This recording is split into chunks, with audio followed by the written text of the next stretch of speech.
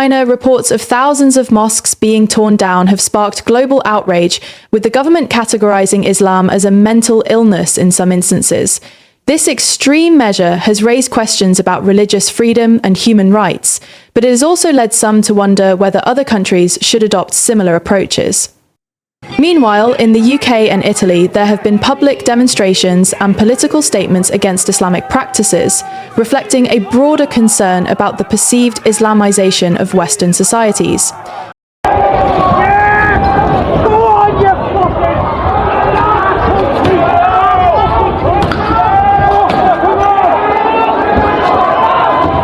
These developments have ignited a heated debate about integration, cultural identity, and the role of religion in public life. Make your opinion count by liking this video and promoting it for more awareness. Also, share and subscribe to our channel for upcoming updates. Let's challenge the narrative together. You wouldn't see this in the mainstream media. In schools, they're pressuring us to learn about Islam and learn about the people that are coming over. I don't want to learn about that. I want to learn about my culture, my beliefs, and I'm proud to be English. Yeah. Have they taught you about the Bill of Rights? No. Did you learn about the Battle of Agincourt Court? No. In school, they were teaching us about, about Islam, about Prophet Muhammad, and all their ideologies. They barely covered Christianity at all. Did they tell you about how he was a warlord who brutally murdered people? No, they wouldn't say any of that. And when I tried to stand up and say that some of them things, I would get in trouble for it. Suspended from school because apparently I was being racist. I wasn't. I was just trying to, The relationship between Islam and Western societies has been a topic of intense debate in recent years, with growing tensions and polarizing viewpoints. In China, the government's crackdown on Islam has been severe and systematic. Thousands of mosques have been demolished or repurposed, and Uyghur Muslims in Xinjiang have faced widespread persecution, including mass detentions in so-called re-education camps. The Chinese government has justified these actions by labeling Islam as a mental illness and a threat to social stability. While these measures have been condemned by human rights organizations and many Western governments, some individuals argue that such strict controls are necessary to maintain national unity and prevent extremism. However, this approach raises significant ethical questions about religious freedom and the right to practice one's faith without fear of persecution. In the UK, a group of British patriots recently took to the streets of Liverpool to destroy an Islamic stand that was promoting the Quran. Their actions were accompanied by chants of "enough is enough," reflecting a growing sentiment among some segments of the population that Islamic practices are incompatible with British values. While such acts of vandalism are illegal and widely condemned, they highlight the deep-seated frustrations and fears that some people feel about the increasing visibility of Islam in public spaces.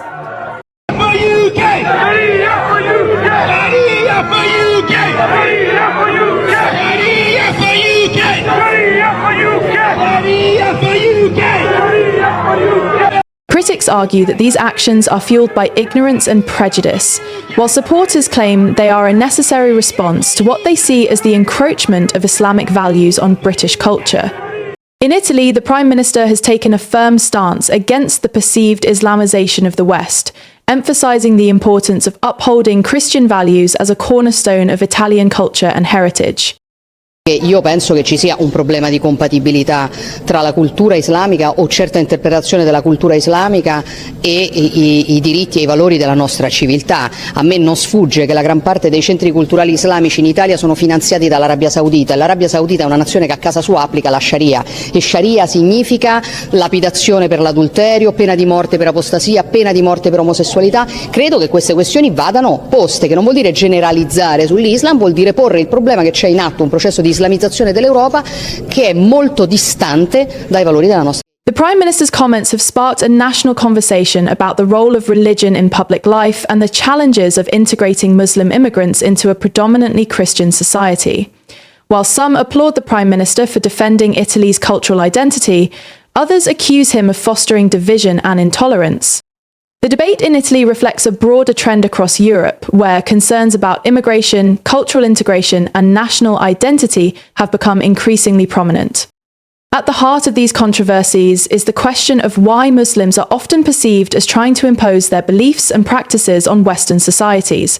Critics argue that the establishment of caliphate states and the implementation of Sharia law are incompatible with Western values of democracy, secularism, and individual freedom.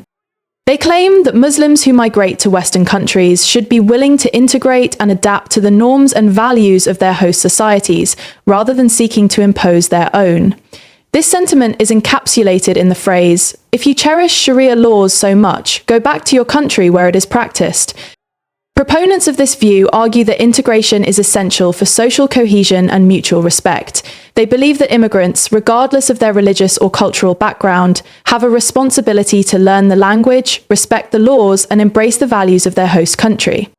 This, they argue, is the key to building a harmonious and inclusive society.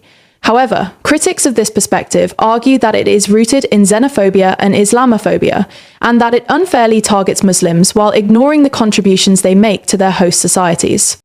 The debate over Islam and integration is complex and multifaceted, with no easy answers.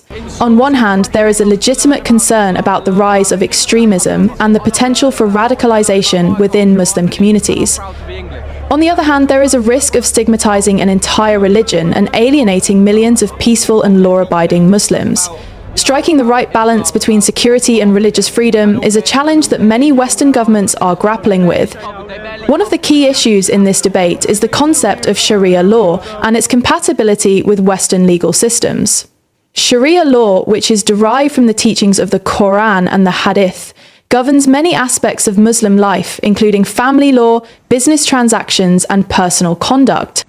While some Muslims advocate for the implementation of Sharia law in Western countries, others argue that it is incompatible with secular legal systems and the principle of equality before the law.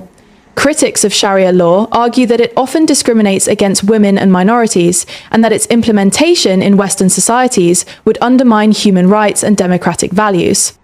However, many Muslims reject the notion that Sharia law is inherently oppressive or incompatible with Western values.